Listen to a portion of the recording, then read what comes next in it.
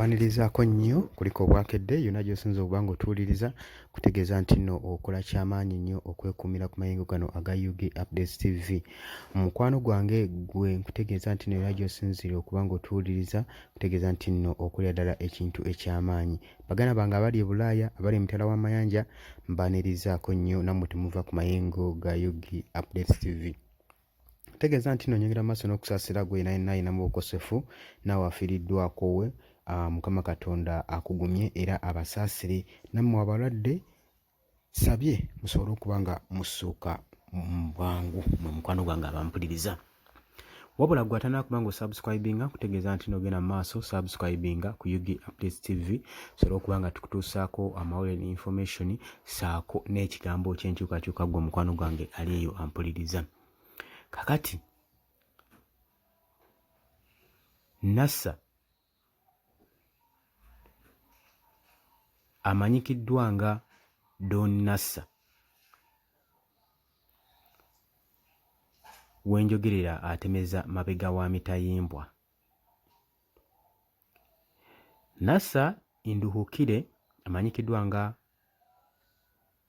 Don Nassa olunaku olw'eggulu yakwatiddwa era wenjogerera atemeza mabega wa mitayimbwa. Bamulanga ki? Ono nno kigambibwa nti ateerezebwa okuba nga yeenyigira mu kye tuyita child trafficking ne defilement, okudifayiringa abaana abatanneetuuka.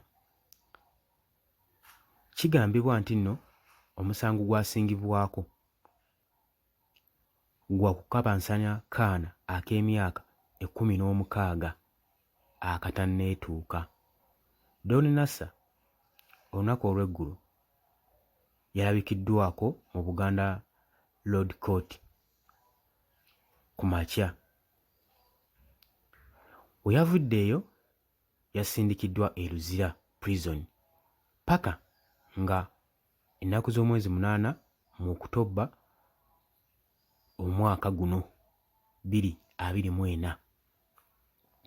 Sources ezisinga zikonfaminze nti suspect yakwatiddwa police officers abaamututte mu custody zaabwe nga tannaba kutwalibwa mu kkooti oluvannyuma lw'okumwakyuzinga nti criminal, mumenyi w'amateeka mu bintu by'azzaakola. Social media platforms users ez'enjawulo zaalabiseeko platform nga zigenza okuba nga zoogeramuko ne poliisi okwatibwa kwa suspect ono, naye tibaabaganyiza poliisi n'ekwata omusibe n'emutwala mu kkooti asobole okuba ng'awera ennemba n'ebisango bye bamuvunaana gwe mukwano gwange ali eyo ampuliriza.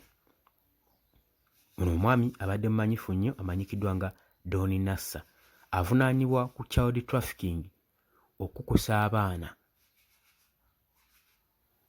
oba okitegere okukusa abaana abato ssaako n'okukwata abaana okukabansanya abaana abatanneetuuka gwe mukwano gwange ali eyo ampuliriza.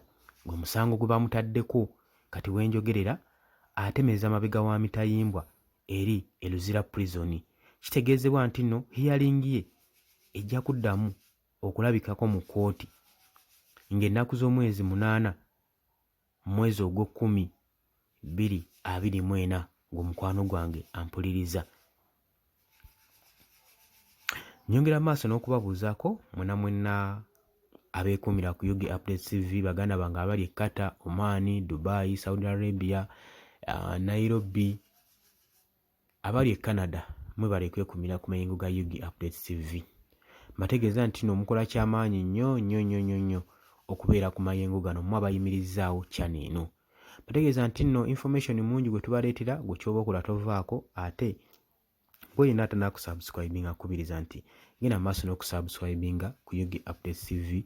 Omala osubscribinga twerabira koona mukadde kajja kuyambako kuleetera notification message okubanga oreceiving information yenayina gwe tuba tuteddeko mukwano gwange gwe ampuliriza. Weebale nnyo